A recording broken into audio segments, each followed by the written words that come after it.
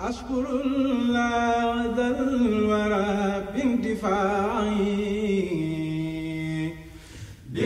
da ngeen doon rêvé am bâtiment bi ngeen xememoon bâtiment bu élégant boole kook solide méngook jamono ak si leen mbokk yi Touba réalisation et travaux publics TRTP moo leen di gunge mu doon da ngeen bëggoon tabax immeuble villa de grand ou moyen standing cité résidentielle jàkka stade barabu liggéeykaay bu mu mën a doon wala infrastructure publique di ko tàmbalee si case de santé poste de santé wala centre de santé lépp luy travaux Touba réalisation et travaux publics TRTP mooy seen àndandoo bi gën a wóor ngeen bëgg def seen réfection transformation wala décoration intérieure sur mesure boole kook tamit ànd ak mobilier gën a dundal seen espace ñu liggéeyal leen construction clé en main boole kook sax nag bu ngeen bëggee ñu gérer leen seen jardin li ko tàmbalee mbokk yi ci premier plan ba ci remise des clés lépp le TRTP di taxawu liggéey bu wóor fiable boole kook expertise mu doon ngeen nekk ci biir réew mi wala ngeen nekk à l'étranger dénk leen nu mbokk yi seen projet ngeen di ci ànd ak sunu équipe architecte ingénieur ak it ay ouvrier yu qualifié li ko tàmbalee ci ay maquette wala plan architecturaux yu moderne travaux bu gaaw sécurisé conforme ci mboolem norme tegu ci temps mbokk yi sunu adresse moo ngi ci Dakar bopp rue 8 ci wetu mosquée Massalikul Jinaan téléphone 77 812 46 13 sunu site web www.toubartp.com mën ngeen nous retrouver également ci Instagram Facebook TikTok ba ci WhatsApp TRTP construisons ensemble le futur dès aujourd'hui.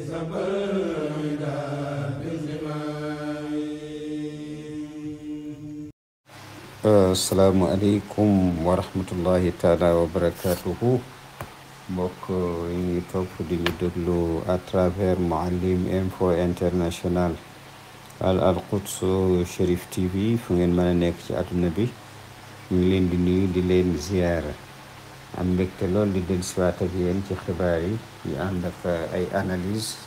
ak i décryptage ci situation géopolitique géostratégique bi am foofu ca Moyen-Orient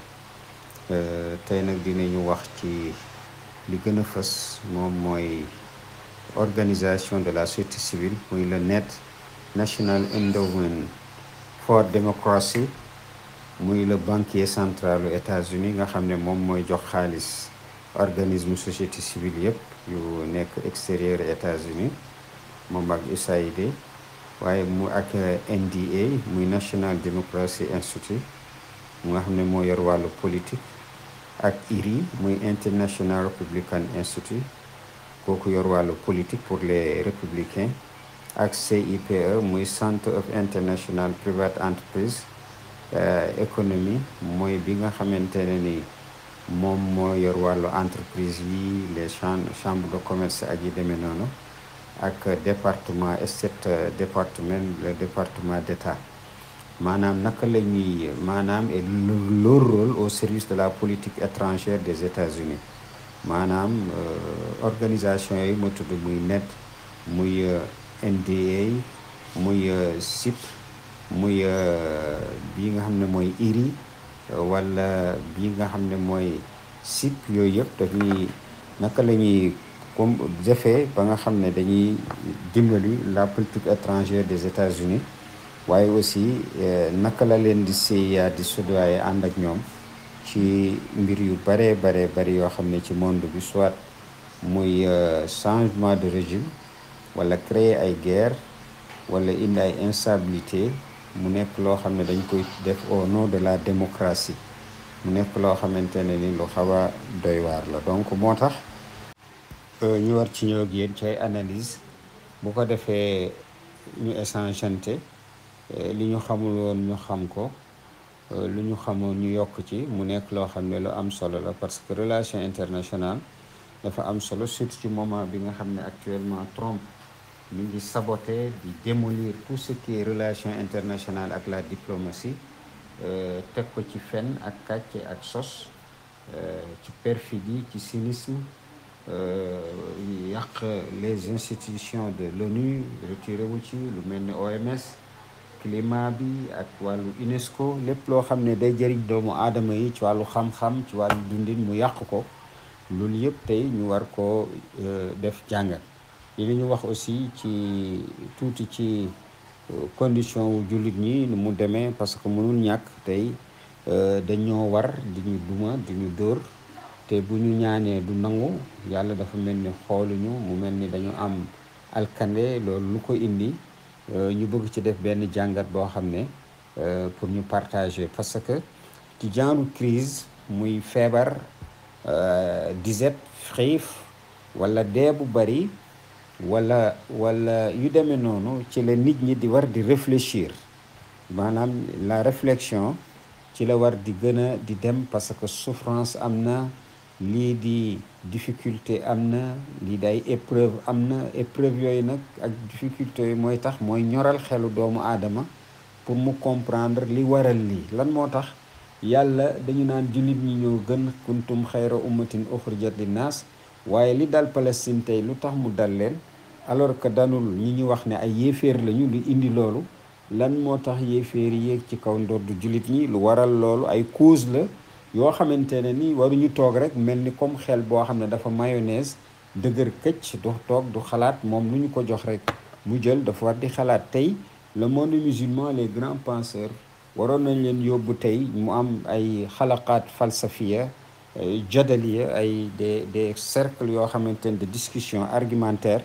ñuy taxaw di expliquer lu waral lii di demander waaw mu nekk loo xam ne lu ama am solo la donc loolu dinañ ci ñëw bu baax am na aussi ay éléments ci wàllu Palestine dinañ ko ci wax ci wàllu Liban wàllu Israël ci wàllu Yémen wàllu Iran ak Arabie Saoudite retournement bi muy def nii mel ni ku oto bal bondé nga xam ne doo xam ne fan la saa yu tiitee rek daw ne Iran kaay actuellement nee na Pakistan ak Iran yëpp nañ ñëw seen accord de défense yi nañ ko tàngalaat ak yeneen yu demeen parce que ragal nañu Israël ak Amérique te loolu wax la nii rek wax la nii la pour l'opinion mais et Amérique kii di Arabie Saoudite ñëmul yëngal loo xam ne dafay metti Israël parce que ñoom ñoo ci ànd donc yooyu yëpp dinañ ci ñëw bu baax ci kii bi li jiitu mooy xam ngeen ne li xew foofa ca Gaza dafa nekk lu metti mooy ne le ministère de la santé bu Gaza nee na hôpitaux yi rek recevoir nañu démb 98 martyrs ñoo xam ne dañ leen rey ci 24 heures presque 100 personnes donc mu nekk loo xam ne lu doy waar la tey encore ci suba même chose parce que Israël dafa jël pour maanaam rey lépp loo xam ne dafa tudd nitu Palestine loolu nag mu nekk loo xam ne lu doy waar la gis nga am na beneen sax boo xam ne ñëw na ne 106 personnes lañu rey donc loolu mu nekk loo xam ne lu doy waar la donc loolu nag mooy lu ñuy dund tey mu indi ay problèmes yoo xamante ne kenn xamul lan la y a beaucoup de bilan sax parce que day rey fii rey fële léegi nag mu ñu dajale ko donc moo tax mu nekk loo xamante ne ni lu ñuy métti lu trop blindé israéliens yi nag ñoom ñu ngi continuer di tirer ay obus foofa ca Gazaville alors que beaucoup de centaines presque plus de 300 000 ci waa Gaza ñu ngi daw di génn xamuñu fu ñu jëm parce que dañ leen jël en dañ leen piégé ONU nag annoncé na 75 palestiniens yoo xam ne dee nañu ci prison yi Israël waaw Israël moo leen jël ne leen ràpp tëj depuis le 7 octobre 75 ci ay prisonniers dee nañ ci am na ay cas de torture yoo xamante ne ni signalé nañ ci UNRWA nee na Gaza maanaam dañ ko réduire yàq ko ba nga xam ne dafa mel ni terrain vague nii amatul dara lu fa taxaw comme bâtiment ci dans un contexte de génocide commis par Israël. Madrid moom muy Espagne moo gën a engagé actuellement ci pays yëpp pays jullit ñi war nañu xool ci Madrid daankatu sàngara yi lekkkatu yàpp mbaam yi war nañu xool ci ñoom ñun ñi nga xam ne nee nañu ginaar la ñuy lekk ak jën ak yooyu war nañu xool bu baax a baax parce que ñoom kat actuellement Madrid dafa annulé sax benn contrat militaire mais jot naa dem ci guddi benn information ne contrat boobu Émirats arabes unis dafa jëndaat arme yooyu daf ko bëgg a jënd ci Madrid pour jox ko Israël parce que xam nga moom kii di Émirats arabes unis muy waa Dubaï yi ñoom dañu yàkkamti loolu parce que dañoo bañ palestiniens yi te xam ngeen ne kii nga xam ne mooy Mohammed Ben Zayed moom ndeyam juive yéménite la maam ji juif bu Iran la donc deret bi moom mooy war ci moom comme kii di Sisi nga xam ne moom it yaayam d'origine juive marocaine la tu vois Eitan la tudd mooy turu yahudam. donc nga gis ñii nga xam ne ba ci ki nga xam ne mooy Achara c'est un juif boo xamante ne nii gis nga bi mu ne famille Chara la bopp ñëpp ne ko déedéet yow bokkoo foofu waaw ñun xamuñu la te ba léegi amul ku mu mus a bokkal classe wala université mu wax lii. donc ñoom ci seen jëmu bopp tubaab bi li ñuy def xam nañ ko bu baax. ñi ñuy jël di leen teg pour ñu nekk ci bopp réewu jullit ñi mooy ñi nga xam ne seen deret dafa taxaloog seen deret, parce que sinon rek dana am problème ci ñoom. Et aussi c'est légitime pour tout le monde, c'est légitime. donc mu nekk loo xam ne lu doy waar la. kii nag nga xam ne mooy Israël, kii di Guterres nee na daal li Israël def, Israël moom dafa am maanaam dafa dogu pour rey palestiniens yëpp ba ñu jeex. moo tax kii nga xam ne mooy Hamas nee na offensive bi Israël di def nii contre Gaza beneen chapitre la ci génocide bi, maanaam li nga xam ne moom mooy ibaada bi maanaam beneen page la ci bu bees. bureau du gouvernement bu Gaza nag nee na amagul incursion bi ñuy wax nii, Israël di ko wax ci média yi, Jazira di ko reprendre ak ñeneen nga xam ne ñëpp benn groupe la, groupe de shaytan, de bandits, de wuyu yu dajaloo contre islam. donc ñoom nee nañu ba tey amagul, ñoom Hamas amul benn incursion, maanaam duggaguñu tawaxul, duggaguñu ci foofu. mooy li ma waxoon démb rek pour occuper Gaza, waaye plutôt dañu gën a intensifier des bombardements ak ay explosions yoo xamante ne ay robot piégé ñoo koy def, ñoo soxor, ñoo bon, ñoo ragal. gis nga mooy li ma waxoon démb, xam nga booy attaqué dëkk da ngay ñëw ci aviation bi wala ci infanterie bi, artillerie bi, jàll dóor ba nga am yoon nga doog a jàll. te yoon bi pour nga balaa ngaa jàll il faut nga am ay renseignement ci résultat bi nga def ci objectif bi. donc loolu moom mooy kiiwu tactique bi ak opérationnalité bi, alors que loolu Israël amu ko. moo tax Israël actuellement mu tiit,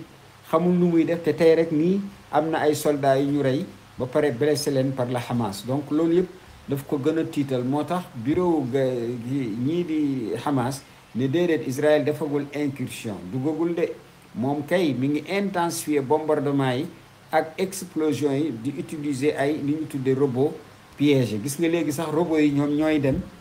di exploser, parce que Israël ñemewul. New York nag ay panneau lañ fa def ci fédération de football ñu nañu boycotté Israël ci yooyu nag dañ ko installé ci Times Square. kooku ñu nekk New York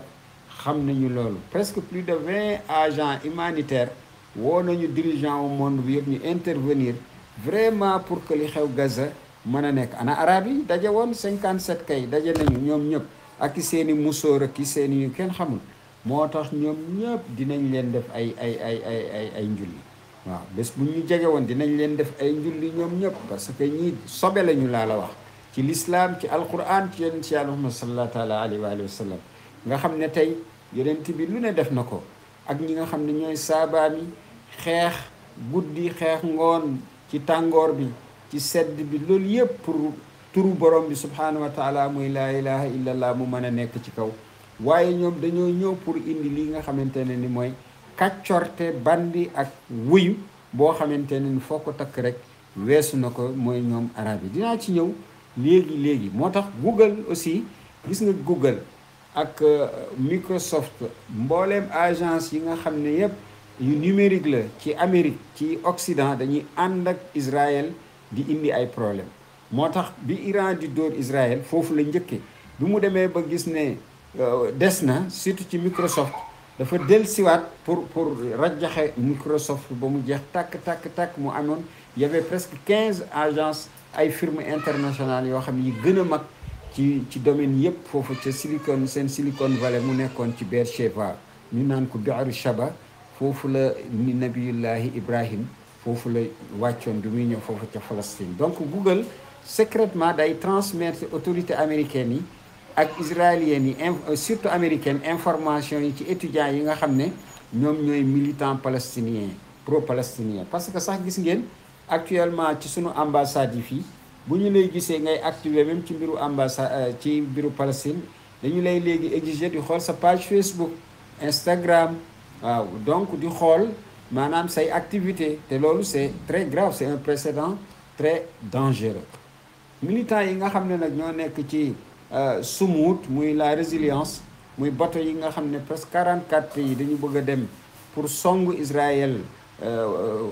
blocus bi ñu exploser briser ko ñooñ seen jëm bopp ñu ngi ci seen yoon di dem ñu ngi poursuivre seen mission ci à travers la mer Méditerranée donc pour briser le siège israélien sur Gaza. Donc ngeen xool aussi ci hypocrisie de la France face au crime israélien à Gaza.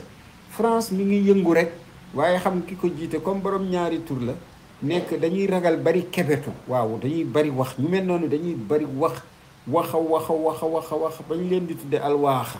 Donc ñooñ ci seen jëmmu bopp France dafa amee hypocrisie muy maanaam naa fekk goo xamante ne ni ci li xew Gaza moom mi ngi wax fermement mi ngi condamné rek ci mardi bii bërki démb ni Israël di ci extension ak l'intensification de l'offensive israélienne au centre de Gaza. Donc ci benn communiqué boo xam ne ministère français des affaires étrangères moo ko génne waaye France ci benn moment bi au même moment mi ngi livré maanaam du matériel militaire à Israël. Donc à qui profite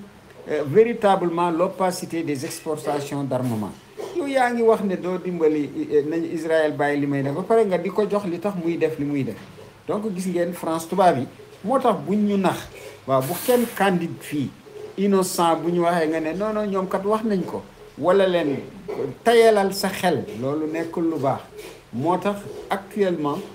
li xew mooy nifaaq boobu nga xamante ne ni moom la France def te beaucoup de pays ba ci pays arabes yi nga xam ne ñemewuñu sax ci seen déclaration finale ni on décide de rompre les relations diplomatiques wala de baisser les relations diplomatiques économiques ak sociales c'est du ci papier bi rek lañ ko wax moo tax actuellement réew arabe bi yëpp ñu ngi leen di attaqué am na ñoo xam ne nee nañu ñoom bëggatuñu nekk arabe waaw bëggatuñu nekk arabe parce que arabe yi dañ leen gàcceel waaw donc lu gën a acerbe lu gën a metti ko ñun ñi sax li ñuy wax tey ñu ngi gis loolu arabe yi di ko wax ñi nga xam ne ñoom ñooy seeni mbokk 2 milliards de musulmans lan lay taxaw di def ne yàcc toog jàpp sa njàmbur yor sa kurus yor sa alxuraan ñi ngi leen di rey guddi di leen rey bëccëg di leen xiifal ñoom palestiniens nga ne waa baax na yàlla dina leen jàpp bu ñu jàppee ba mun kërinun nakirun ñëw dina leen dóor mbol de ba juróom-ñaari asamaan ñu gàlla li ñu kii ak loolu rek la ñu mën waaw loolu rek la ñu mën alors que il faut que ñun ñu génn ci loolu peuple yi fi mu nekk nii ñi ngi dem ñu ngi sori lool ñi nga xam ne ñoom ñooy peuple musulman yi donc moo tax France boobu moom gis nga mi ngi autorisé pourtant en coulisses la poursuite de livraison d'équipements militaires vers Israël loolu moo tax chaque crime boo xam ne régime bu Israël daf ko def mu ngi ko def mu ngi ci ànd ak États-Unis donc chaque crime du régime sioniste se fait avec la complicité des États-Unis kooku ki ko wax moom mooy porte-parole ministère iranien des affaires étrangères muy Ismaïl Baqai moo ko déclaré ne Israël ak États-Unis ñoom bugguñu jàmm bugguñu dal am foofu ca Proche ak Moyen-Orient ñoom toujours lu ñu wut mooy entraîner région bi ci ay guerre yoo xam ne sans fin d'ailleurs sax léegi la fii nga xam ne moom mooy Pentagone tuddatul Pentagone léegi le ministère de la guerre la tudd waaw donc le ministère de la guerre la tudd mu nekk loo xam ne lu doy waar moo tax nga gis la politique étrangère de Trump c'est une politique très agressive boo xamante ne ni sëñ bi foo ko takk ci mbon ci caay-caay ci wëyute da nga koy gis moo waral nga gis problème yi guerre yi fu nekk yaa ngi koy retrouver haine yi hostilité yi brutalité violence bellicisme ak des ultimatums par-ci par-là yoo xamante ne ay menaces moo indi tey ba mu les relations internationales mu biaisé wu le système international des Nations Unies mu daanu munatul dara bëgguta res dinaan moom sax munul sauver li nga xam ne mooy ay employé naka la koy mën a defee alors que pays yaa ngi ni mënuñu sax sauver seen bopp donc mu nekk loo xam ne lu doy waar. Donc toujours lii nga xamante ne ni mooy jëm ci Gaza force israélienne yi ñoom commencé nañu attaqué ay village bokk na ci village bu Asser bi nga xam ne moo nekk ci région wu Naqab ci Palestine occupée pour démolir maanaam toj kër yi nga xam ne ñoo fa nekk sanction yi nga xamante ne ni moom la bëgg a jël muy kii di Union européenne te moom la ñu proposé mooy taxer davantage les produits israéliens yi nga xam ne dañ leen di importer ci Union européenne maanaam Union européenne daal dafa mel ni dafa xuloog Israël te léegi daf ko bëgg a dugg ci économie ba lépp produit buy jóge Israël rek dañ koy taxer bu baax a baax ba sanctionné na aussi Union européenne ñaari ministres yi gën a extrémiste maanaam de droite ci régime Benjamin Netanyahu muy kii di Smotrich ak kii nga xamante ne ni moom mooy Bezalel Smotrich ak ki nga xam ne moom mooy Ben Gvir donc mu nekk annonce boo xam ne sax waxoon na ba Ursula von der Leyen waxoon na lu mel noonu une semaine avant donc Gaza toujours armée israélienne bi l'aveu d'échec de l'entité sioniste face à une résistance inépuisable parce que actuellement militaires israéliens yi dañu maanaam ñi ngi wane seen échec ci kanamu ki nga xam ne mooy Hamas nit ñi seen problème ci Palestine mooy xiifal bi ak rey bi ay civils yoo xam ne seen yoon nekku ci waaye bu doon entre combattants rek la kooku amul benn problème parce que kii di la résistance islamique palestinienne moom ci jëmu boppam mi ngi assurer lii nga xamante ne ni moom mooy xeex bi contre ñoom mi ngi rey di blessé te fi mu nekk dugg na ci beneen phase boo xam ne daf ko may saa yu pour bëgg a jàpp ay israéliens te nee nañ sax am na ñu mu ci commencé jàpp parce que xam ngeen léegi ñoom xam nañu fecc Israël comme ñoom ndawraat bi ndaat saay la ñu xam te léegi jàpp nañ ko xamuñu yeneen yi léegi yeneen yi yooyu nag bi ñu xamee loolu léegi nag parce que tactique ci guerre dafay changer toujours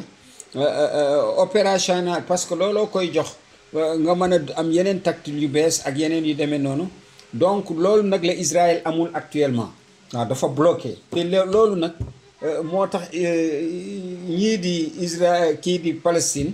ñuy jàpp bu baax ci israéliens yi di leen duma médias israéliens yi nag def nañu benn sondage ci chaîne 13 nee na 48% ci israéliens yi dañu ne situation économique bi Israël jàpp na leen trop te li ko indi moom mooy guerre bi ñu prolongé loolu mu nekk loo xam ne lu am solo wax naa leen Iran wàcce na PIB bu Israël à 4% te ñoom ñoo wax loolu te c'est sûr que ëpp na loolu parce que lépp luy maanaam site vital économique militaire technologique scientifique yëpp Iran daf ko yàqate ba mu yàqate rum moo tax foofu mu nekk loo xam ne ñoom dañuy nëbb chiffres yi kii di Kaja Kallas muy haute représentante bu Union européenne pour affaires étrangères mi ngi proposer ay sanctions yoo xam ne dañ koy def ci ministre israélien yi nga xam ne mooy Ben Gvir ak Smotrich waxoon naa ko sànq commission européenne nag proposé nañu suspendre accord de libre-échange yi nga xam ne moo am ci produits israéliens yi à raison de la guerre contre Gaza donc kii di nga xamante ne ni ñooy Occident ñoom dañoo maanaam dañoo fi mu nekk nii ñu ngi bëgg a dabe mais nifaaq moo tax mënuñu dem parce que y a la déshumanisation de l'homme occidental et en même temps principe yi ak valeurs yi nga xamante ne moom la ñu doon wax ci occidental loolu dara amu ci c'est comme il y a une âme collective européenne malade donc ñoo xamante ne ni Europe des valeurs Europe de la démocratie Europe des libertés Europe de la paix de la sécurité du développement tey Europe boobu dafa jikkoom dafa wàcc lool surtout ci mbiru lii nga xamante ne mooy Israël bureau central bu statistique bu Israël nee na nombre de personnes yi nga xam ne génn nañu Israël en 2024 rek officiellement dépassé na lool nombre bi nga xam ne moom mooy immigrants yi ñëw ci Israël parce que bureau central des statistiques israélien nee na environ 82 000 israéliens génn nañ dëkk bi daw te ñëwatuñu officiellement laa wax tandis qu'Israël enregistré wul 31 000 ñoo xam ne dañoo ñibbi si daw parce que actuellement juifs yi à travers le monde dañu leen sonal moo tax ñenn ñi ci gën a bàqaar ñu daw dellu Israël donc mu nekk loo xam ne lu am solo waaye am na ci ay chiffres yoo xam ne yu ne sax y a à peu près actuellement plus d'1 million de juifs yoo xamante ne marocain daw nañu dem Maroc ba commencé fa sax indi ay problème am na beneen boo xam ne presque plus de 500 000 ci ay juifs russes daw nañu dem Russie. kii nag le gouvernement israélien espagnol envisagé na Espagne mu retiré wu ci coupe du monde bi bu dee Israël dañ ko bëgg a dugal ci compétition bi moom Espagne nee na moom day retiré wu donc loolu aussi mu nekk benn à noter qu'il y a peu de chance que l'équipe israélienne puisse se qualifier pour le mondial 2026 ça c'est vrai waaye loolu dafa am solo position boobu parce que arab yi waxuñu lii ñu tudde seen bopp jullit waxuñu lii donc gàcce ngaalaama ci kii nga xam ne moom mooy la Palestine ci wàllu Liban nag kii di mufti Qabalan nee na sans la résistance légendaire de le Liban n'existera pas aujourd'hui maanaam tey bu fekkulte woon na ni xeex bi nga xam ne moom la kii di Hezbollah def muy la résistance nga xam ne ñëpp tey dañ koy fàttaliku ci njàmbarte gi ak yooyu dëgëraay gi muñ gi mu ne kon kenn du wax Liban parce que li tax lii moom dafay tontu kii nga xam ne mooy cardinal bi nga xam ne mooy Nasrallah Sfer nga xam ne dafa attaqué ne chiites yi ñoom ci seen jëm bopp ay doxandeem lañu foofu ci Liban loolu nag dafa indi levée de bouclier bu mag a mag gars yi ne ko mais yow d'origine marocaine nga te yow sunnite nga nekkoon après nga dem nekk chrétien parce que loolu tubaab yi français yi ñoo la dugal ci loolu dugal la ci circuit bi nga dem Syrie nga nekkoon foofu nga nekk chrétien après ci nga ñëw dugg si Liban nekk nag occupé boobu cher boobu yéen gis ngeen leen sax ñoom fu ñu mën a nekk dans le monde ba fii prélat bi jaakri souvent mën nañ nekk indonésien mën nañ nekk yeneen xeet espagnol fekk du nekk italien rek wala leneen donc mu nekk xas boo xam ne tey ñëpp dañoo jóg ne leen mais yéen sax bi leen di mamlouk yi les mamalik les mamloukites bi ñu leen di rey bu metti parce que vous êtes des chrétiens ba indi loolu mais ki leen indi ci kan moo leen fatoon chia yi ñoom leen fatoon te chia yi ñoom ñi ngi fi ñëw chiisme ma ngi fa dugg fa la ñu juddoo fa la ñu yaroo fa la ñu màgge seeni maam des milliers d'années waaw li dugg chiisme foofu lu ko dugal Abu Zar al-Ghafari moo dugal chiisme foofu ca Jabal Amil muy ci man dem naa ba foofu ca sud du Liban kooku moom moo ko dugal mu nekkoon sahabi al jalil muy Abu Zar al-Ghafari ca Rabza fa lañ ko sax suul donc mu nekk loo xamante ne ni lu ama am solo donc dañuy dem ba doxandee mi sax dañ la naan yow bokkoo fi yow mi nga xamante ne ni yow yaa fa dëkk donc mu nekk loo xam ne lu doy waar donc nag démb kii di le secrétaire général du Hezbollah muy Cheikh Naim Qasim pour commémorer di fàttaliku at bi nga xam ne weesu na ci crime Bipeur yi mooy Bipeur yooyu talki waka yi nga xam ne dafa blessé ay nit mutilé leen wax na wax ju am solo mi ngi naan yéen ñi nga xam ne da ngeen ci gaañu yéenay leeru bi nga xamante ne mooy gën a leeral sunu yoon bi nga xamante ne di ko jox sécurité waaye aussi da ngeen nekk ñoo xamante ne ni yéen a gën a joxe maanaam dund maanaam vitalité li nga xam ne moom mooy sunu cause yéen ñi blessé ñi ci Bipeur yi yéen désormais ay enseignant ngeen ak éducateur waaye ay guide yoo xam ne dañuy wane yoon bu baax bi donc parce que yéen a jiitu ci yoon bi won nit ñi fan la ñu war a mën a aw donc mu nekk loo xam ne lu am solo moo ne yéen ñi blessé nag yéen da ngeen affronter une épreuve d'une grande difficulté et vous l'avez surmonté mu wax ne encore yéen ci seen jëmu bopp xam nañ ne seen li leen blessé yëpp parce que y avait presque plus de 3000 morts ak 2000 et quelques morts ak presque 3000 blessés au total dem na ci 5000 yoo xamante ne nii ci dee ak ñoo xam ne Israël rey na leen donc mu ne leen yéen toujours xam nañ ne yéen a ngi ci état maanaam d'alerte continue yéen ñi nga xam ne ci ñëpp ci yéen la ñu yaakaar pour maanaam ëllëgu dëkk bi ak fi nga xam ne fa la ñu war a aw pour mucc démb aussi ci beneen wàll Israël rey na ñaari nit encore ci Liban ci benn frappe aérienne boo xam ne daf ko def ci Baalbek ak ci foofu ci maanaam penku Liban donc mu nekk loo xamante ne ni lu doy waar Baalbek bi nag moom la ñu naan baala ci baal mooy seen yàlla boobu nga xam ne moo leen doon may pour ñu am fertilité moom nee nañu foofu la nekkoon muy baal bet moom la ñu baal wa tazaruna baala moom la alquran di wax. Hezbollah nag nee na Israël day échouer face à la résistance. Israël est voué à l'échec face à la résistance parce que fu mu dajeek moom dina ko duma. loolu mu nekk loo xam ne lu leer ay affirmation yoo xam ne Hezbollah moo ko wax. secrétaire général mouvement bi nag dafa affirmer ne te Israël fu mu mën a aw ci daanu la jëm parce que Israël mënul taxaw ci muñ face à la résilience inébranlable des combattants de la résistance. moo tax actuellement ñoom ci seen yëmu bopp ñoom ñëpp ñu ngi tàngalu pour xeex bi nga xam ne moo war a am entre Israël ak Hezbollah. waaw ñu ngi ñaan yàlla loolu gaaw parce que dina assouplir un peu wàcce alléger tuuti souffrance bi nga xam ne moom la peuple palestinien bi civil di daj. ci jëm ci Syrie président intérimaire muy Ahmad Shara muy Ahmad Goulani nga xamante ne ni le terroriste salafiste bokkoon ci Qaïda jóge fa créer mouvement donc yu demee noonu tey américains yi ñoo ko jël. pourquoi mooy 5e colonne bi nga xamante ne ni tey bu xeex amee entre Iran ak Israël bu kenn maanaam soril ne ñoom mën nañu ñëw jàppale Israël. moo tax actuellement comme ci loxo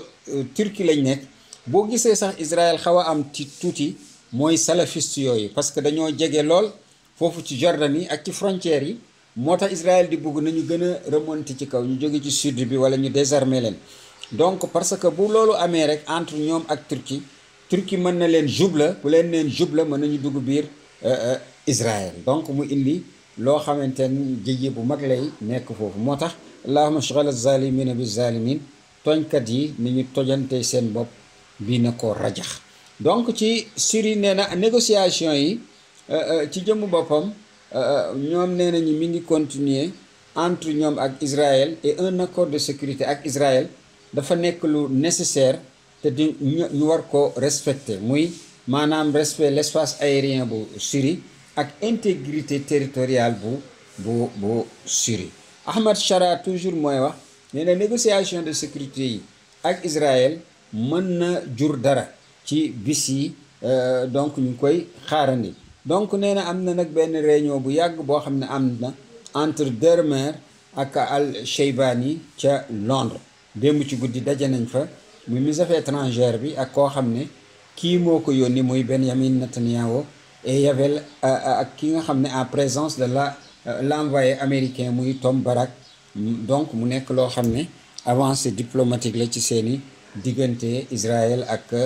kii di Syrie. donc réunion boobu nag nga xam ne Dermer ak Cheybani ñoo ko def duré na 5 heures de temps ci biiru loolu nag wax partie syrienne bi présenté na li nga xam ne mooy réponse bi Israël doon xaar mu nekkoon benn proposition mu nekk ci affaire accord de sécurité. Yémen nag sirènes yi moom bàyyiwul di jóg ci Israël ci aéroport de Ramon ci port bi maanaam ci Aylat foofu yëpp Israël daf ko maanaam kii di Yémen daf ko jaxase maanaam ay léegi ay missiles yu bees moom la indi yoo xam ne daf ko gën a perfectionné. actuellement loolu moo sonal israéliens yi te ñi ngi ñaan yàlla yal na yàlla xeeb dolli ci mbir moomu. république islamique d'Iran nee na projet de résolution bi nga xam ne mooy pour ñu bañ di attaquer les installations nucléaires loolu dafa nekk parce que attaquer leen dafa nekk benn une violation flagrante du droit international et de la charte des nations unies. ñi faale wuñu droit international ñii di yàq droit international di ko démolir lépp loo xam ne lu baax la comme nu ma ko waxee sànq règles yi sàppe nañ ko lu mel ni OMS ci wàllu climatologie ci wàllu UNESCO yooyu yëpp dañu ko yàq nag seen cynisme ñu nekk ñoo xamante ne ñu bon comme niñ ko waxee ci information jëm ci république islamique d'Iran mooy projet de résolution bi comme niñ ko waxee sànq mooy ñiy bañ di attaquer installation nucléaire civile yi surtout nga xam ne Iran subir nañ ko loolu dafa nekk une violation flagrante du droit international et de la charte des Nations Unies. Projet de résolution bi nga xam ne nag Iran moo ko proposé dafay affirmer le droit inaliénable des peuples des États à développer, produire et utiliser l'énergie nucléaire à des fins pacifiques civiles. Loolu moom ce qui est normal, Nations Unies loolu daf ko daganal. Le ministre iranien des Affaires étrangères bi muy wax ak nattangoom bu français bi nee na que nous sommes prêts pour un règlement qui garantisse les intérêts mutuels maanaam nga xam ne dinañu juboo mais ku ci nekk di nga ci gis sa bopp. ki nga xam ne mooy Mohammad Islami nag mooy directeur général l'organisation de l'énergie atomique bu Iran nee na reprise complète inspection yi nga xamante ne mooy agence internationale de l'énergie atomique ci installation iranienne yi yooyu dafay am condition bi charte mu am charte boo xamante ne ni mooy est conditionné à la prise de mesures spéciales nga xam ne dañu koy jël. moo tax obligation yi nga xamante ne ni mooy ñuy inspecter loolu nga xamante ne ni moom mooy yu Iran loolu mënagul nekk tant que amul ay mesures d'accompagnement ak le respect du droit de chaque pays d'enrichir civilement l'uranium. Le ministre des Affaires étrangères bu Iran nee na accord bi nga xam ne moom la ñu war a am ak agence internationale de l'énergie atomique loolu dafay nekk loo xam ne sera directement dañ koy annuler bés bu ñu gisee ne li ñu naan Espagne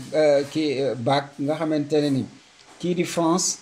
Angleterre ak Allemagne ñoo ko bëgg a teg ci ndoddu Iran donc fi ak quelques jours loolu Iran nee na bés bu ñu ci duggee rek dafay annuler accord bi nga xam ne moom la ñu jëf ak agence internationale de l'énergie atomique. Commandant en chef nag le chef des états-majors interarmés bu Iran nee na actuellement Iran dafa préparé wu lool pour jàkkaarloo ak Israël waaw te Israël bu ak Amérique bu ñu muusoon dañuy xiddi bañ a attaquer Iran waaye Iran préparé na leen doole boo xamante ne ni fu ñu ko takk rek weesu na ni mel. Force boobu nag dafa dissuasion wu Iran dañ ko gën a renforcer ak de nouvelles armements parce que nee nañu li ñu dóoroon Israël yële yëpp ay armes yu yàgg la waaye bii moom yu bees sàq lay nekk boo xamante ne ni dina leen faagaagal ñoom ñëpp. Donc décision la Iran jël boo xamante ne ni bés bu Israël yëngatoo wala Amérique boo moytu luy wàcc ci ñoom dana doy waar trop. beneen mooy chef d'état-major général bi toujours nee na muy le général de division Abdourahim Moussavi félicité na puissance bi nga xam ne mooy bu doole forces armées iraniennes yi am pour défendre Iran te ne aussi ak préparatifs yi ñu am pare lool pour xeex ak ki nga xam ne mooy noon bi mu nekk loo xamante la am solo moo tax kii di Israël moom xam naa ne nag mënul toog te incha allah dana xeex ak Iran waaye boo moytuwul jeexam foofu lay mujj di awee parce que ni ñu leen defoon ca Xaybar ci ak imaamu Ali alayhi salaam noonu la ñu bëgg a ñëwaat pour fayu alors que loolu du mën a am sët yooyu ñi ngi fi ndaxte lu jiw a jeexul jógu fa te ñi ñooy ahfaadu Ali ibn Abi Talib salaamullahi alayhi. diggante nag Israël kii di Arabie Saoudite tiit na trop fi mu nekk ne Arabie Saoudite dafa taggatémbe ndax li Israël def Qatar parce que ku koy def sa xarit donc sa noon jarul wax donc moo tax fi mu nekk nii kii di Arabie Saoudite jaxasoo Arabie Saoudite nag daw na ci Pakistan di woo Pakistan ci loolu nga xam ne mooy Pakistan ne dañu bëgg a former benn armée OTAN islamique ki ko wax mooy le ministère premier ministre de la défense muy Khawaja Asif donc nga xam ne nee na moom leer na ko ne bu fekkonte woon ne ni lu mel noonu am na Qatar kenn du ko attaqué donc te loolu aussi attaque bi nga xam ne moom la ñu attaqué Qatar États-Unis ci jëmu boppam moom moo jox feu vert kii di Israël donc mu ne nag actuellement monde musulman bi dañu war a nekk benn créer une alliance militaire islamique de type OTAN pour faire face aux défis communs moo tax Arabie Saoudite ci jëm boppam lan la njëkk a def comme moom moo financé woon la bombe atomique bu Pakistan mu woo leen ne leen léegi nañu signé accord de défense bi conjoint nga xamante ne ni mooy li amoon ñu beesalaat ko tàngalaat ko parce que loolu rek moo ñuy mën a génne ci problème mu kanamu ak Israël. xam ngeen ne démb Iran ma nga fa woon te ñaari pays yooyu bu ñu naan OTAN islamique ñoo ci gën a puissant donc ñooñ ci seen jëmu bopp nag actuellement Turquie moom mi ngi ci OTAN bu kuffaar yeeg munaafiqun yi donc moo tax actuellement ñu bëgg Iran ak kii di Pakistan man leen a ñu def seen accord yooyu pour que bu Israël attaqué ñu mën a dal ci kawam te xam ngeen ne Iran moom xawma kan y a beaucoup de contentieux ak Arabie Saoudite. Arabie Saoudite gis nga ni actuellement même guerre bi nii nga xamante ne ni mooy bi amoon Liban rey Hassan Nasrallah bëgg engagé encore guerre civile yëpp Arabie Saoudite moo nekk ci ginnaaw waaw bañ chiite yi loo wax rek seen relation moo tax arab mu bon parce que seen relation ci postula al asabiya lay jóg mooy maanaam chauvinisme négatif boo xamante ne d'abord lan mooy askanam lan mooy mazhabam lan mooy diineem lan mooy loolu nag boo ko bëggee jëflanteeg nit ñi mais yooyu da ngay bloqué wu waaw nit da nga koy njëkk a gis ne en tant que nit bu ko defee nag ay appartenance am yooyu ça c'est autre chose waaw donc mais Arabie Saoudite actuellement dafa tagatembe moo tax ku fu mu mën a amee doole rek ak ku ko mën a dimbali rek nga def ko moo tax bi yonent bi yàlla sallallahu alayhi wasallam di wax ne masalul mu'minina fi tawaddihim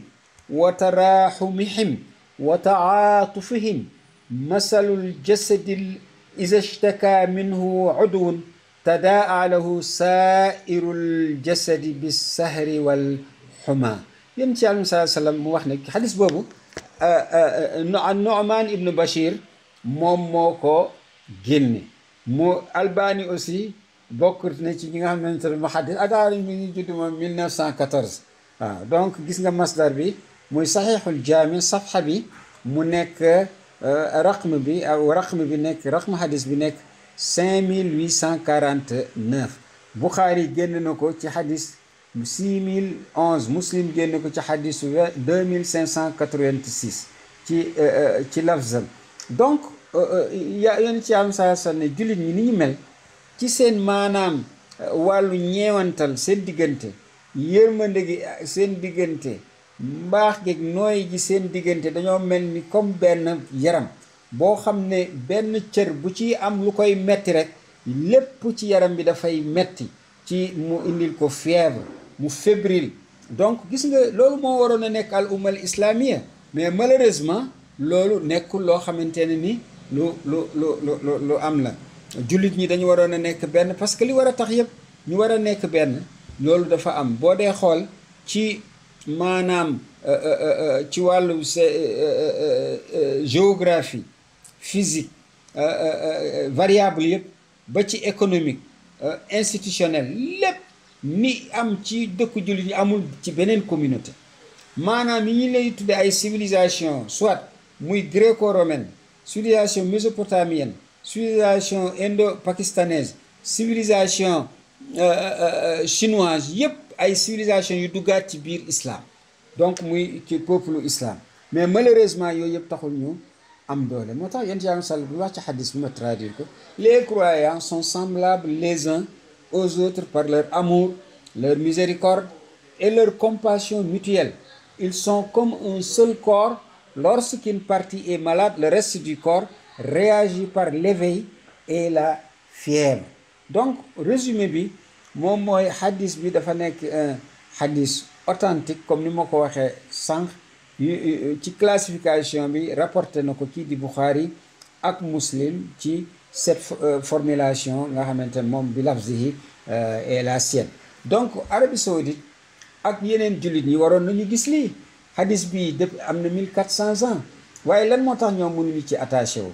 ba tey noon bi ñëw di leen duma def leen comme tama di leen tëgg nu mu leen neexee waaw te duñ ci mun dara moo tax amuñu souveraineté seen tiitaay yi ak ragal yi yëpp dem ci Iran dem ci Pakistan du ngeen ci génn parce que da ngeen am ay loxo yoo xam ne dafa taq deretu jullit dafa taq ay deretu nit ñoo xam ne sax bu nekk ñu jullit wala leneen waaye dañ leen tooñ parce que dañu ne al mulku yabqa ma al kufr wala yabqa ma al zulm yonent ci Yàlla Muhammad sallallahu alayhi wasallam dafa ne nguur dana des ak ci yéeféer ay ati at du am problème waaye bu duggee ci tooñ rek dafay daanu liñ naan hadis bi mu nekk loo xamante ne ni lu am solo. Le pouvoir peut durer très longtemps dans l'infidélité mais ne durera jamais dans l'injustice. moo tax mu nekk loo xamante ne ni lu am solo pour que kii di nu mu tuddati état Arabie Saoudite mu bàyyi yëfu naafeq bi. waaw li mu def dinañ ko fay ba mu mot sëkk te kenn du ko mën a jàppale parce que naafeq la. moo tax naafeq comme farul fii farul fee dóor yi ak mbëkk yi ak jam yi kuccel yi coup de genou yi yooyu yëpp kuntaaba yi yooyu yëpp fu nekk lay jóge pour ñëw ci ñoom. moo tax li Qatar def loolu tuuti la. ekowu nag visitu ki nga xam ne mooy Trump foofu ca Angleterre mooy ne am na ci ay manifestation yoo xam ne yu mag a mag la yoo xam ne moom la ñu def foofu ca Londres contre ñëwu kii nga xam ne mooy Trump. te xam ngeen ne démb inspecté na la garde d'honneur aux côtés du roi Charles III dans le cadre de sa cérémonie d'arrivée foofu ci château de Windsor. donc mu nekk deuxième visite d'État bu président américain Trump foofu ca Royaume-Uni mu marqué donoon manifestation anti-Trump foofu ca Londres. Londres nag toujours diggante kii nga xam ne ci beneen wàlla mooy États-Unis ak kii di Venezuela. Nicolas Maduro nee na États-Unis dañuy bëgg di indi guerre yoo xam ne teguwul ci jikko yi rafet juste pour nangu Venezuela mu jël ay suufam. waaye Venezuela mu ngi leen di xaar parce que bés bu ngeen ci duggee yéenay nekk Taïwanu maanaam Amérique. Venezuela moo ne nekk Taïwanu Amérique ak Ukraine Russie. waaw parce que ñooñu dinañ ko jàppale dinañu fayu li Russie li ko États-Unis defoon ci fële ci Afghanistan. donc dina nekk loo xamante ne lu am solo ci États-Unis. Cuba nag nee na perte financière yi nga xam ne blocus américain yi indi nañ ko yokku na ci lu bari 50% ci mbooleem li nga xamante ne ni moom mooy perte financière yi nga xam ne moom la am mu toll ci 7,5 milliards de dollars. Europe Carrefour moom annoncé na day génn Koweït parce que Carrefour xam ngeen ne dafa mel ni comme sunu Auchan fii moom day génn Koweït parce que koweïtiens yi boycott bu metti lañ ko def. te également dina génn aussi Jordanie Bahreïn ak Oman yëpp daanaka dañ leen boycotté loolu nag daf leen metti. ki nga xam ne nag mooy ci wàllu Europe ak Ukraine ak Russie autonomie stratégique gu Union européenne boo moytul du am parce que li nga xamante ne ni moom mooy Union européenne buggul guerre commerciale boo xam ne dafay nekk bu préjudiciable avec les États-Unis loolu nag bu ko Union européenne di def. donc États-Unis dafay continuer di nekk ci bopp bi te bu boobaa dana sonn trop donc autonomie stratégique bi mu bëggoon a am dootu ko amati. kii di Jenin muy xam ngeen ne c'est salafiste wahhabite yu bon yooyu terroriste nga xamante ne ni ñoom ñoo sonal sunu mbokk maliens yi ak Burkina ak le Sahel ñu ngi continuer seen offensive di attaquer maanaam position militaire yi foofu ca Burkina Faso. buñ ne jiboo nag foofu mooy tàkku gourmand liptaako gourmand liptaako baatu pël la moom mooy ku ñu dul mën a daaneel liptaako ki leen ko jox moom mooy Ousmane Dan Fodio te fii la jóge ci Sénégal. moo tax ku xamul histoire du Sénégal rek mooy yàpp les Sénégalais waaye sunu mbokk waa Tekru yi ba Nigéria ñoom ñoo fa yóbbu diine ñoo ko xeex te xeex yi gën a mag yëpp état islamique théocratique yëpp ñoom ñoo ko def suñu mbokk pël yi fii ci Afrique gàcce ngaalaama leen. moo tax c'est pas pour rien ñu gën a bari ci ay borom xam-xamu diine l'islam ñu génn ci ñoom ça aussi c'est une vérité historique. donc ñooñu te boo dee xool yàlla dimbali na ma gis naa les sources soudanaises muy Soudan bu Khartoum ak Nigéria yooyu yëpp ci histoire yi nga xam ne maanaam conquête islamique yi ak maanaam ñi ñu tudde waa Tekruur yi liñ ci def muy sunu mbokk tukkuleer yi muy Fouta parce que Fouta c'est la bastion civilisationnelle des Peuls. waaw fii la ñu jógee ba ci Centrafrique ñu toxu nekk fa def fi ay mangaan dem ba fële nga xamante ne ni mooy Mali yooyu yëpp pël yooyu ñu ngi jóge fii ci Fouta Tooro. donc mu nekk loo xamante ni lu am solo ñooñu nag muy kiwu jiboo boobu nag ñoom dañ fa nekk te actuellement nag loolu dafa sonal trop régime Ibrahima Traoré parce que mi ngi xeex pour reprendre contrôle bi situation bi waaye ba tey dafa am problème. Russie ak Ukraine hausse du prix du pétrole actuellement yokku na ci $1 ndax dañoo ragal mu am ay perturbations de l'approvisionnement russe dû aux attaques ukrainiennes. Président Poutine nag moo nekk commandant en chef suprême des forces armées russes mi ngi doon inspecté benn matériel militaire bu bees boo xam yoo xamante ne ni dañ ko dugal ci exercice Zapad 2025 entre Russie ak la Biélorussie. Kii nag mu nga xamante ne ni mooy Russie moom confirmé na également ne dafa bëgg a envoyer du matériel militaire moderne foofu ca Irak donc mu nekk loo xam ne lu leer la. Donc ci li ñu leen digoon wax leen ko dinañ leen wax lan moo tax maanaam organisation yi nga xam ne mooy yu américaine tey jàppale bu baax li nga xam ne mooy CIA Amérique ak yooyu ñuy renverser yenn yi waaye aussi di fragiliser yenn sociétés yi par au nom de la démocratie moom la ñu leen bëgg a indil bu ci jiitu parce que xam ngeen ne war nañu xam naka la ñuy opérer wu ci dans un espace nga xamante ne ni dañu la naan assistance la dañu la bëgg a dimbali ak diggante assistance ak ingérence nga xamante ne ni léeg-léeg moom lañ leen di jàppee bi ci jiitu ci organisme yooyu mooy National Endowment for Democracy muy NED muy END donc nga xamante ne ni mooy pièce maîtresse organisme de financement central NED boobu nag dafa nekk fondation privée boo xam ne à but non lucratif ñu ngi ko créé depuis 1983 ki ko financé presque exclusivement mooy allocation yi nga xam ne moom la ko Congrès des États-Unis di def donc ak mu awale ko ci le département d'État donc muy le ministère des Affaires étrangères donc loolu nag dañ koy décrire comme ne dafa indépendant du gouvernement waaye au fait indépendant wul du gouvernement américain parce que financement public la ki la sañal moo lay ki la mënal moo lay sañal rôle am nag mooy rôle principal bi mooy di joxe ay subventions ci ay organismes de la société civile ba ci fii ci Sénégal dañ leen di dimbali à travers le monde nga xam ne ñooñu seen liggéey dafa jëm ci la promotion des processus démocratiques élection libre ak état de droit xam ngeen ne man yàlla dimbali na ma def naa formation bi ci wàllu le processus électoral ak lépp loo xamante ne ci wàllu démocratie la waaw Bridge ñoom ñoo ko organisé woon mu nekk organisme bu gën a mag bu australien ci wàllu processus électoral donc ci wàllu élection libre yi état de droit loolu lay promouvoir ak la défense des droits de l'homme le renforcement des médias indépendants parce que fii ci aussi au Sénégal am na ay médias yoo xamante ne ni net moom moo leen di financer di leen dimbal le soutien aux syndicats aussi aux entrepreneurs parce que aussi chambre de commerce ak yooyu foofu dafa am renseignement spécial renseignement économique waaw renseignement commercial pour les hommes d'affaires ñi mën di gagner ay marché moom it foofu dafa taxaw donc moom nag du dawal moom net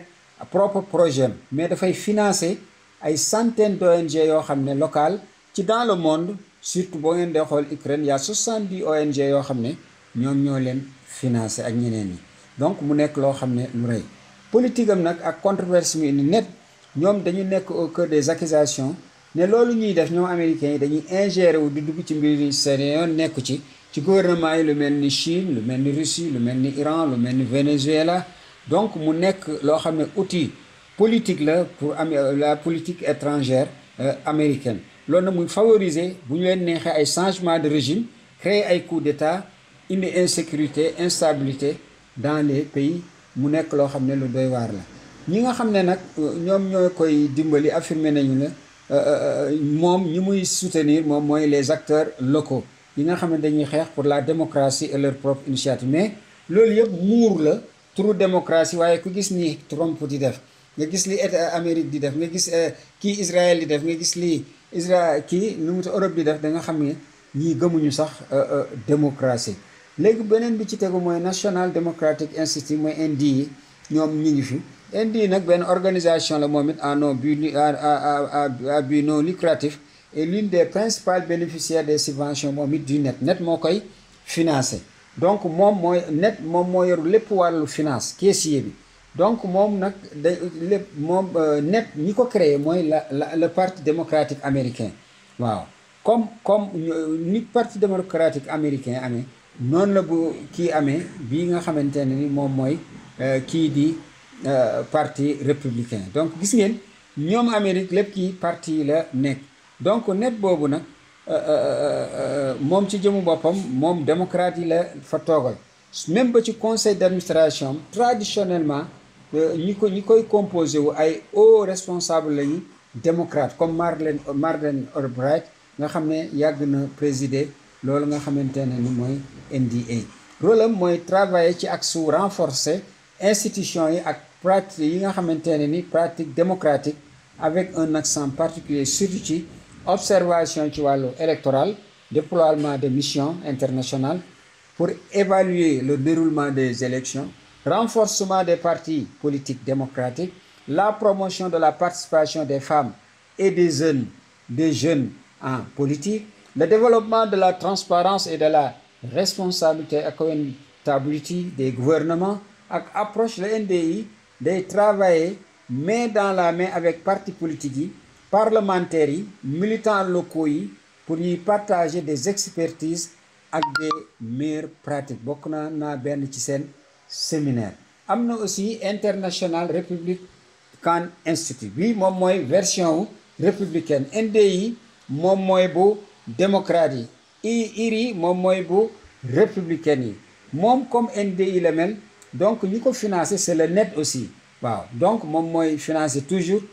te ak le gouvernement américain. conseil d'administration bi ñi ko composé moom mooy figure républicaine yi ku mel ni comme sénateur Lindsey Graham. rôle am ak mandaam dafa niroog bu NDI mais benn coloration politique bu xaw a wute mooy républicaine la. programme yi mu am nag mooy l'observation électorale gis nga ko même chose la ak NDI bu démocratique version démocratique. le renforcement des partis politiques de centre et de droite, la promotion de la gouvernance démocratique de l'économie de marché et de la société civile. Comme le NDI, il fournit dafay joxe aussi ay formation ak assistance technique aux acteurs politiques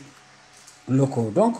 ñu noter que le fait que mu am NDI muy démocratique ak IRI républicain day permettre au système américain ñu soutenir la démocratie ci fi nga xam ne moom la ñu ca bitim réew tout le temps ñu maintenir ne ñoom bokk maanaam ñoom dugg ñi ci maanaam loolu nga xam ne bokk ci mooy bipolarisme mooy maanaam républicain ak démocrate waaye di évoluer ñoom ñuy promouvoir benn seul modèle partisan. donc aussi mu am Centre of International Private Enterprise muy CIPE nga xam ne moom dafa bokk ci 4 principales entités financières yooyu ki koy financé mooy NDE. donc dafa affilié wu gis nga chambre de commerce bi may wax des États-Unis boobu mooy pour les businessmen et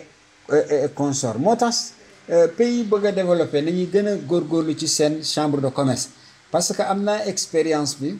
yàlla dimbali na ma am naa expérience diplomatique aussi ci wàllu business international. waaye gis naa ne pays sérieux yëpp seen chambre de commerce dañu koy lépp ku soxla foofu ngay dem waaw dañ koy dooleel jox ko doole boo xam ne muy la classe industrielle muy l'industrie muy les syndicats yëpp dañu fay am doole ba nga xamante ne ni ku loo soxla rek foofu ngay aw te loolu day gën a yombal li nga xamante ne ni mooy liggéey bi. moom nag li nga xam ne moom mooy il lie le développement de la démocratie à l'économie de marché. pour moom démocratie libéralisme capitalisme loolu moom moo koy dawal. donc CIP boobu moom principe maanaam moom opère sur le principe d'une classe entrepreneuriale forte loolu lay promouvoir ak une économie privée dynamique. donc loolu nee na mooy indi stabilité démocratique. moom nag dafay liggéey ak il travaille avec les chambres de commerce les associations d'entrepreneurs ak les think tanks les centres d'études stratégiques locaux pour lutter contre la corruption. waaye aussi moom dafay promouvoir des réformes pour améliorer le climat des affaires la transparence et la bonne gouvernance économique. kooku mi ngi fi ci Sénégal actif fi loolu. il soutient également les médias spécialisés dans le journalisme d'enquête économique. donc aussi agence d'assistance des médias moom it souvent USAID wala média assistance programme yi danañ leen jàppale. moom it agence bu mag la. moom il ne s'agit pas d'une seule agence waaye mais plutôt d'un domaine d'action pour plusieurs entités maanaam écosystème la donc financement am ak programme d'assistance am ci médias yi muy journaux yeeg télévision yi ak li nga xam ne mooy rajo yi yooyu moom mi ngi jógee ci ñaari source benn département d'État daf koy dimbali muy bureau of democracy human rights muy le bureau de la démocratie ak des droits humains en labor et du travail ak ambassades yi ñooy nekk ci ginnaaw USAID nag muy agence for international development muy l'agence fédérale chargée de l'aide au développement moom sax daanu na moom ci jëmu boppam nga xam ne jubluwaayam mooy soutenir des médias indépendants et professionnels dans les pays où la liberté de la presse est menacée. Programme yooyu nag dafay inclure la formation de journalistes au journalisme d'investigation et aux standards déontologiques, le soutien technique et financier à des médias indépendants, radio communautaires, sites d'information en ligne, la formation à la gestion d'une entreprise médiatique viable, business model. Donc mu nekk la lutte contre la désinformation et le renforcement de l'éducation aux médias. Donc le département d'État nag ak kii nga xam ne mooy USAID ñoom ñooy confier souvent loolu nga xam ne mooy ñoom pour la mise en œuvre concrète programme yooyu ak lii nga xam ne mooy ñu dañ koy sous-traité ci ñoo xamante ne ni généralement dañu nekk ay sous-traitants yu spécialisé ci comme ay Internews International Center of Journalists ICFJ ou même le NDA. Donc bu ñu dee xool mooy ne écosystème cohérent bu Amérique moom la def ci organisation yooyu nga xam dañu former benn écosystème muy NED muy NDA muy SIP muy USAID bu njëkk avant ñu koy tas ak kii d'État ak IRI ak CIPRI yooyu nag seen objectif officiel selon les mooy promouvoir la démocratie les droits de l'homme et la bonne gouvernance ñuy